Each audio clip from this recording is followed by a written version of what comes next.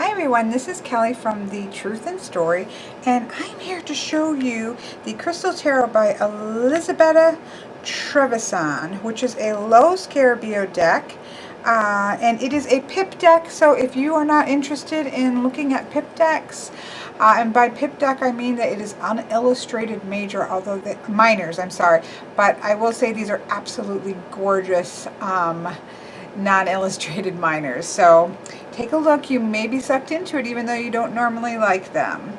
I love this on the back. It says, in delicate forms realized in tempera and pastels, they recall infinite emotions through mystical messages like inalterable crystals of pure beauty. I feel like that's just poetic, right? So yeah, this is by Lo Scarabeo, and this was... I had to tape the bottom because it kept falling out. I don't know what date this was put out. Let's see if here is, it's typical Lo Scarabeo cards. You know, just, of course, I think this here is Tarot of Spirit. It's just a little bit narrower. Lo Scarabeo tends to be narrow, skinny there. Does this have a date? No. No, these are just the cards that came with it. That again is the backing. I like Lo Scarabeo cardstock. So that's what it is. I do not have the little white book for it. I don't know if it came with it or not. Otzi sent me this. She wanted the older version of it. And the older version has a different backing. It has a blue, so this is this backing here, which I think is beautiful. The other one has like a blue kind of bird and pattern fully across the back. On it is a completely different pattern, and otherwise it's same size and everything like that. But she was able to find one store copy where she was, and so she sent me hers, which is this version here, which is the newer version, and I am thrilled and excited to have this deck because a lot of you recommended this to me both in live chats and in messages when I said I was looking for a beautiful pip deck and a non-illustrated minor deck, and this was recommended to me by very many people. All of you out there who recommended this to me, thank you. You are 100% right. I've already done a reading with it because I adore it. But I put it back in order so that I could show it to you. And the box is a tuck box. It doesn't stay together very well. It's like my Heindel Tarot box. It always wants to open up. So I did tape the bottom of it just so it would stay closed. But it's just a tuck box. Nothing wonderful, nothing to write home about except for the gorgeous artwork that is on it. So now, what you always hear, or many people hear when you see this deck, is everybody just a little bit or a lot frustrated by the absolutely stunning artwork that has basically been taken down to the size. This is the Clair de Lune Lenormand. It's basically taken to the size of a Lenormand card, but a Lenormand card is, you know, much simpler. These are intricate, beautiful paintings that have been shrunk down, cut, parts of it cut into with a white stripe, space taken up for this little round bubble to go behind it. We have the number and the name in, I would assume, Italian. And then we have it in English and German and some other things over here, 4 different languages. This deck is so stunning that it should have been big. It should have been, truthfully, let's be realistic, it should have been like as big as the Margaret Peterson. And look at the image size. I'm kind of lining the image up to where the corner would be with the with the Margaret Peterson. And look, that's gone, this gone. We're talking about this much of the Margaret Peterson. And that's what this deck should be. And so that is the major complaint the world over, is that this, you know, they had access to this absolutely stunning artwork and they chose to cut it up and not have it displayed largely and more prominent. And if it's going to be on this small of card, then it should have been filling the space that was available, because it's so gorgeous. So many people trim it all the way down. I'm going to try a couple things. I'm going to try just trimming the bottom off and leaving the number. I like the numbers in the corner, and I don't mind. I mean, they could have just left it in Italian. It's an Italian deck. That's okay. We can have that. So I'm going to try that first and see how it looks. I'm just going to kind of play around with it. It's just really too bad that they've taken such gorgeous artwork and kind of minimalized its impact. Now, obviously, this is personal preference, right? Some of you may look at this and say that you absolutely love it exactly how it is, and that's good. I don't hate it. It's not obnoxious, except for in that it's splitting up the image. This could have, by the very least, taken up all the image instead of sticking white lines in between it, breaking the image up that's already stunning. So there's just, you know, that's a little bit annoying. It's not horrible, like aesthetically, but it's just like the images are just so beautiful. Why? I'm going to stop. I am not the only person to say this, nor will I be I'm not the first, nor will I be the last to say this. But let's continue on to the absolute. This is one of my favorite Fool cards. Look at her. I don't know if it's a boy or a girl. It doesn't matter, and that's one of the beautiful things. This deck has a lot of sort of ambiguous gender, and I think that that is one of the things that is beautiful about it. There's also very specific gender, but there is some ambiguous gender that I think is pretty wonderful. But I see her as a she because obviously I'm a she, so that's probably why I do that. But I think it's stunning, and she looks so, because I talk about the Fool as being open-chested, and look at arms wide open. The facial expression is just joyous. You know, can we just, let's just do this. Do we even need to see the rest of things? No, we don't. We need to see this beautiful images. There we go. Look at her. Ah, I love it.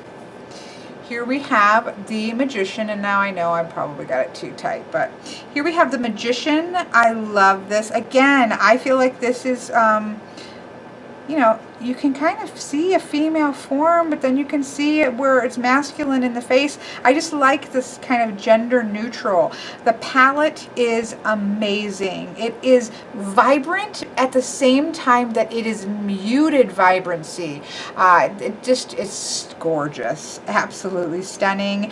We have the knife, we have the coin, we have the cup, we have the wand.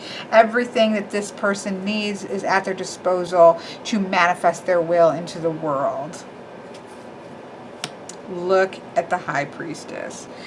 I thought that this was a High Priestess on the card. Look at, oh. But this is the High Priestess. She is stunning. We can see the crescent shape of her seat. We can see the crescent moon over here. We can see her garments flowing into what almost appears to be water. We can see the blue tones over it. If we have the book in her lap, it's just stunning. I just love this deck so much.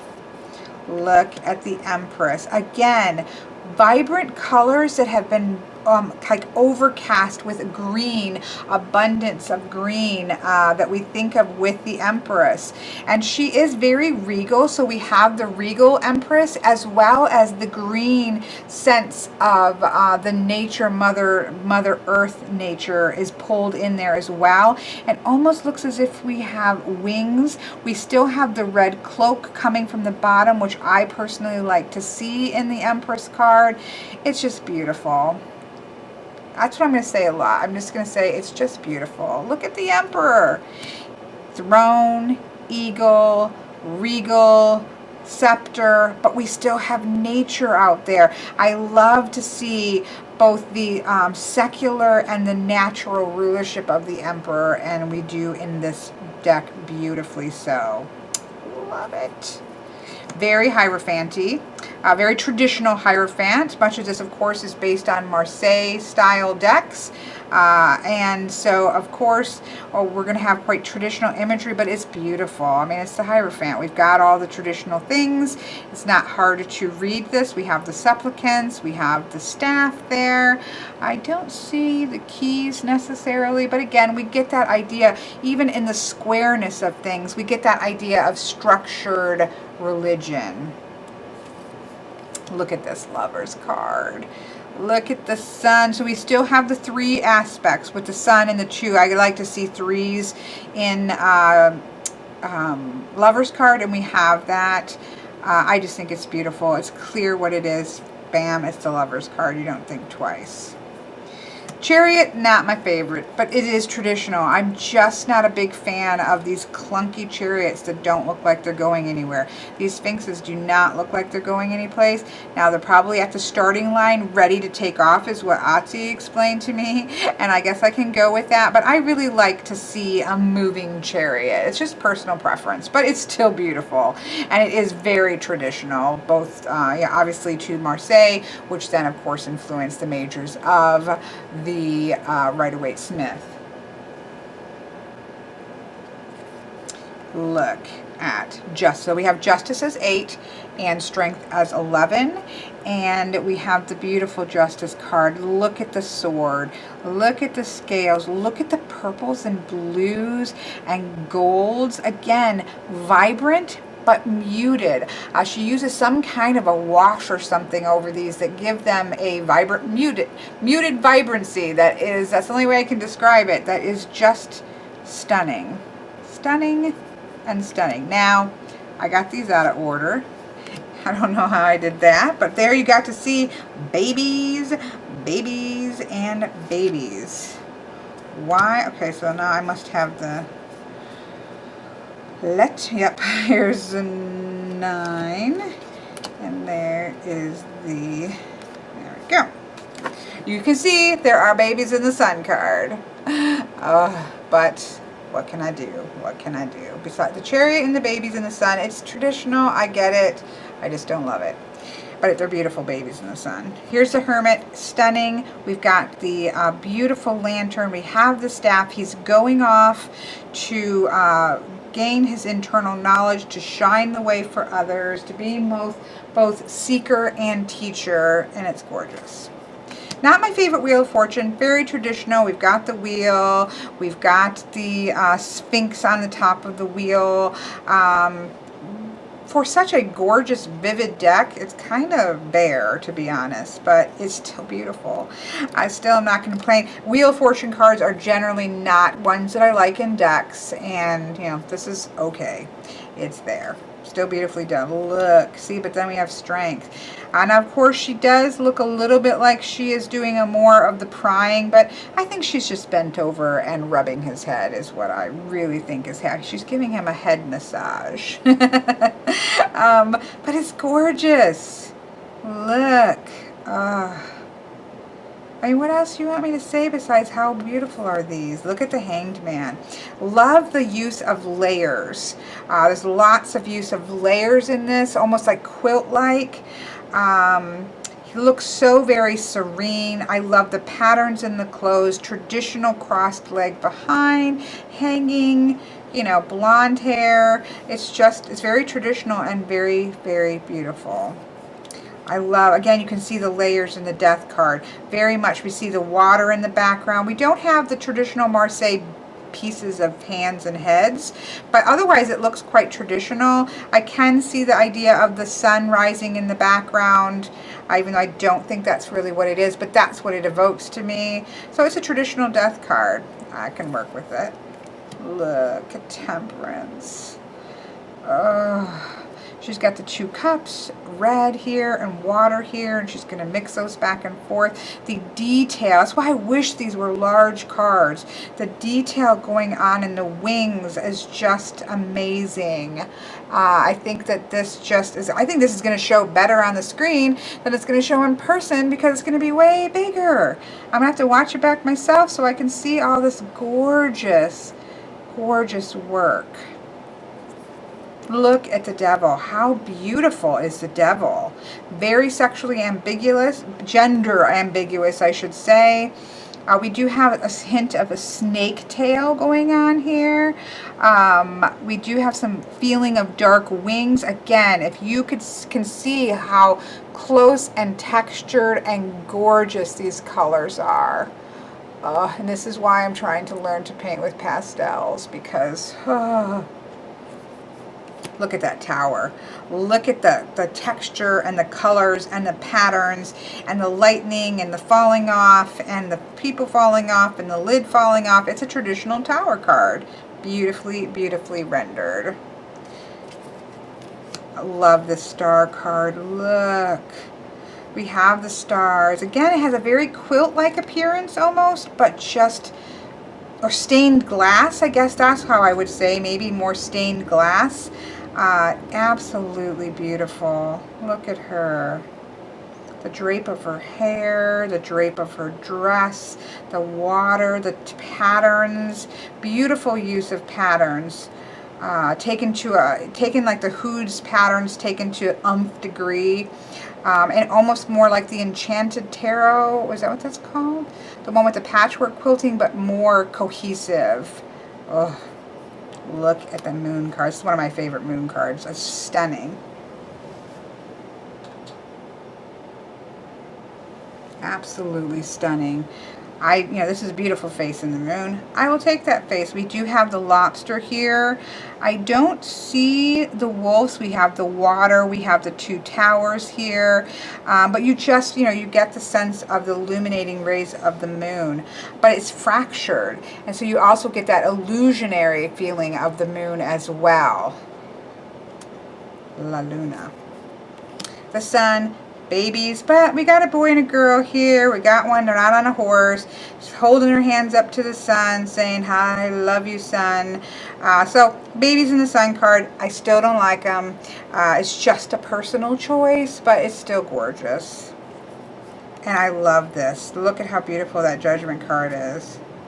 The flowing, the cyclical, you can feel the cycles here. The wings are just absolutely stunning.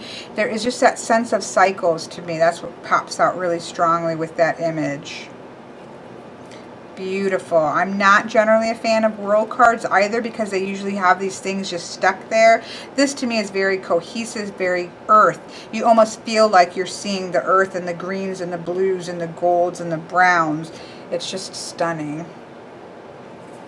Now, I'm going to zoom back a little bit, and while we get to, these are going to go quicker because, of course, these are non-illustrated, but I do want to show you them all because they are beautiful. So, let me back up a little so we, of course, can see all of the, and the court cards are so gorgeous. Okay, so here we have the aces, or the aces. We do have the aces, but we have the, wands, the swords. There's a lot of water energy in the sword cards that Atsi and I were talking about today that actually works for me, because we have that sense of truth cutting both inward and outward. And a lot of the swords is about our inner self, right? It's about our mental issues, our mental torment, even our emotional. This is where that great deal of loss and heartache and things like that. And so that really does work. It's I'm thinking of it as the inward cutting and as well as outward cutting of the swords. Look at those aces. Can we just pause a moment and say beautiful, beautiful cups, beautiful pentacles. We got the crab and the sword. The water does throw me, but I'm going with it because it's gorgeous. And then we have the fire. Love it. Absolutely love it. And now Isabel's not happy with somebody outside. Let's zoom back in, and I will go quicker with these, but they are so beautiful. I would highly recommend taking the time to see how gorgeous they are. So these are pips. So we have the single wand. We have the two of wands. Look at that. I know. Three of wands. Four of wands. The beauty of a non-illustrated pip is that you are able to use your sense of understanding of numerology, your understanding of the elements, and your understanding of the card, and work with that versus an illustration that can kind of narrow your view of the card in. And that's the beauty of unillustrated pips. But you still see, here's 4, we have structure. The number 4 is about structure and stability, and we can see that within here. 5 of Wands, fracturing. 6 of Wands, they're just beautiful. 7 of Wands, 8 of Wands, the use of color. 9 of Wands, 10 of Wands, and then of course we get to our gorgeous court card. So we have the Knave. The knaves some of them are gender ambiguous, which I love. The gorgeous knights on horses, which I do love. Look at the flaming Queen of Wands and the King of Wands. I love the lights hanging back there. We have the swords. 2, look at that. You've got the, oh, I love this. 3, again, you can see this. This does look to be a fish flipped upside down. I don't particularly like that because, again, I don't really want their meaning to be placed on it, and you definitely get a sense of not good, but I think you'd have to look really close to see that. 4 of Swords. 5 of Swords. You can see the coloration in the 5s can lead to that sense of discord. 6 of Swords. 7, look at that. 8. 9, I love these. And 10. They're pip cards. You get to roll with it as you see these cards within the numerology and the suit element energy. Look at this Knave. Have you ever seen a more powerful Knave or Page of Swords? That is a stunning card. Knight of Swords. Beautiful Queen of Swords. My card. And the King of Swords. See, the very watery energy of these swords is very interesting, but it does work. Ace of Cups, that's gorgeous. Chalices. 2. 3. I love the egg for growth. 4. 5. I like the butterflies in here. I did a reading with this and this worked really well. 6. 7, 8, 9, and 10. I think you see the brightest colors in the cups. You lose that mutedness in the cups. Gorgeous Knave of Chalices. Knight riding out of the cup. Gorgeous Queen. Look at the butterfly. And then the King. And then lastly we have the gorgeous Pentacles, Ace. I love the 2 of Pentacles in Marseille decks, and this one, you know, beautiful. 3, you can see the growth happening. Look at that, 2 grow into that 3rd one. 4. 5, gorgeous. But you can see that wash that kind of mutes the tones. 6.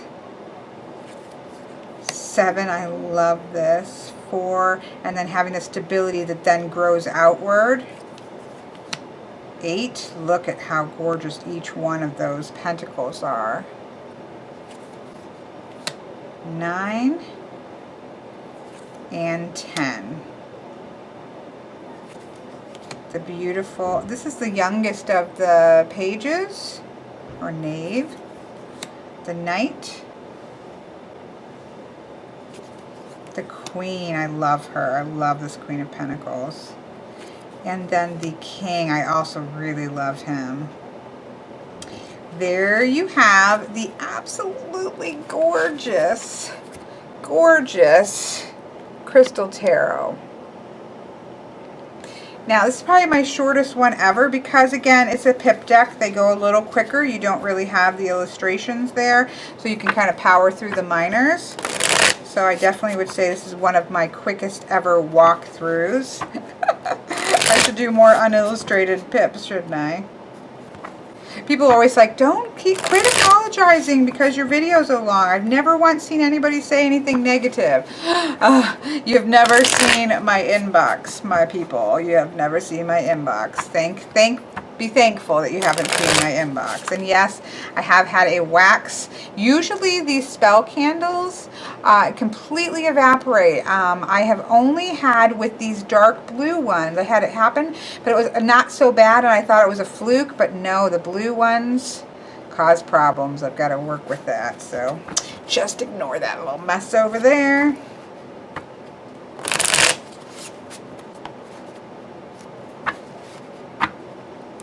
They shuffle beautifully. I like Los Scarabeo cardstock. I have nothing against it. I think it's beautifully done.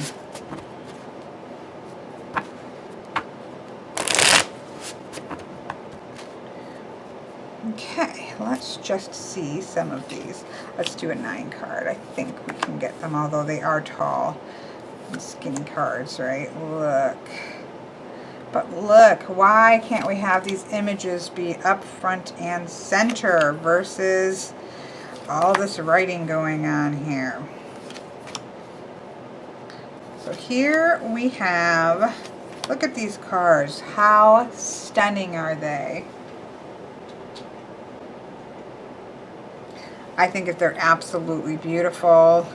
Absolutely beautiful. I'm going to go figure out what I'm going to do trimming wise, and then I'll come back and show you what I decide. I'm going to try to just cut the bottom off and corner around the corner bottoms and see if that will actually work. So that's my first. It's going to make the bottom obviously, let's see, it's going to definitely take,